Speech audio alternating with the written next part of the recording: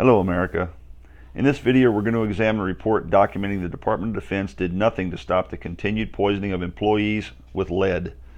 This 2012 report documents the Department of Defense contracted the National Academy of Sciences National Research Council to study the potential health risks to DoD firing range personnel from recurrent lead exposure. The National Research Council was first formed in 1916 to advise the government on scientific matters. It produces some 200 publications annually which are published by the National Academies Press. These people in this organization are recognized by the government as the most highly recognized experts in their fields. In 2012, for the Department of Defense, they produced potential health risks to DoD firing range personnel from recurrent lead exposure.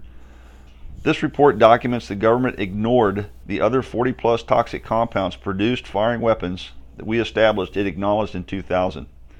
Let me clarify something. We've already established the government and Department of Defense acknowledged their employees, civilian, military, and law enforcement who shoot guns, expend ordnance of any type, work in or at ranges, conduct weapon or range facilities cleaning and maintenance, expose themselves, their vehicles, homes, and family members to recurrent lead exposure.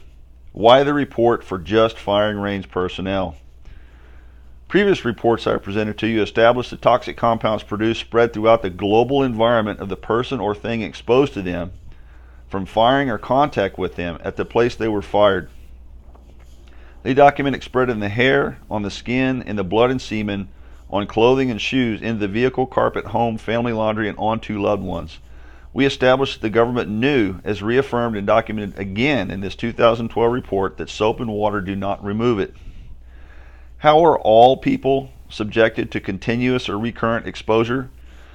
Civilians bring it home from any shooting sports they are engaged in. Especially dangerous are hunting camps, ranges, or other venues where guns are cleaned or handled regularly. Their clothing, vehicles, hunting, and shooting equipment are loaded with it. The most dangerous are those people that handle or reload empty bullet casings.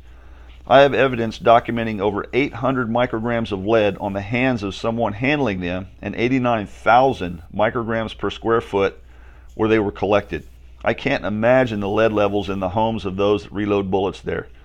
The government sets 40 micrograms per square foot as the max limit for children to be exposed to, and that standard has proven dated and excessive.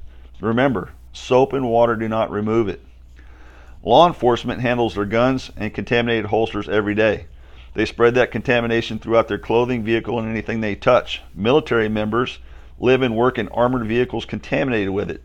Gun crews on Navy ships do as well, tracking it throughout the ship, spreading it everywhere on their hands and in the ship's laundry to everyone on board. See where I'm going? Troops deployed overseas live with their guns, taking them everywhere they go. They are exposed and spread these toxic compounds to everything they or their contaminated boots, uniforms, and gear touch. They bring it home with them, contaminating their families, vehicles, and homes. All of these people have it on their hands and eat it because soap and water doesn't remove it.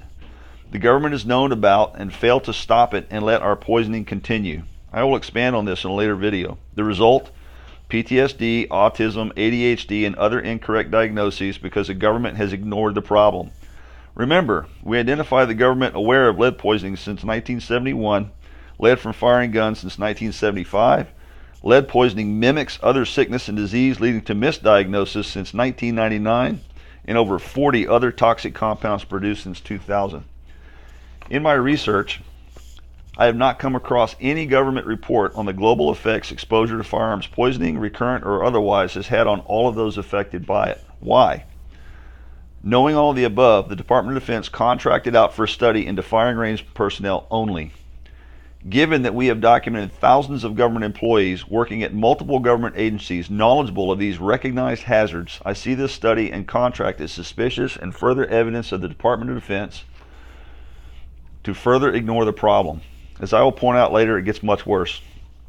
Documented in this report are a number of enlightening as well as damning revelations. 4 main takeaways from this report are: 1. The report informs the Department of Defense that OSHA, NIOSH, Departments of Defense, Army, Navy, and Air Force lead standards used to protect employees are inadequate, dated, and do not protect employees adequately from the recognized hazards of today.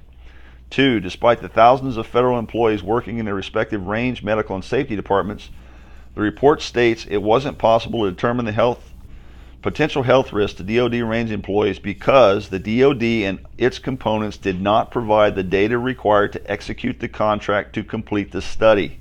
In some cases, the report identified the Department of the Navy provided none of the required information. Coincidence or cover-up? 3. This report documents yet again washing with soap and water is not effective in removing lead, and the government and Department of Defense aware of it. Why hasn't this become a national issue to prevent our continued poisoning? 4. This report documents, describing in detail that even I can understand, the effects of lead poisoning and all of the different sickness and disease resulting from it. It was this report that identified the changes in the white matter of my brain, identified when my poisoning was being diagnosed. At the time, VA doctors did not understand what it was.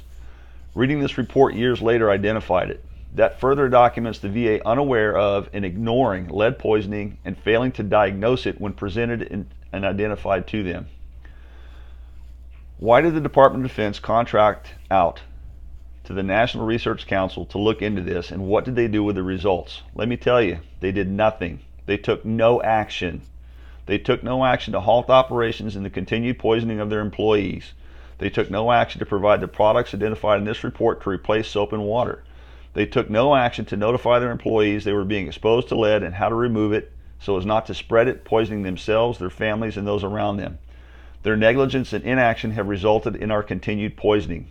Mine was identified 2 years later in 2014. The Department of Defense could have prevented it.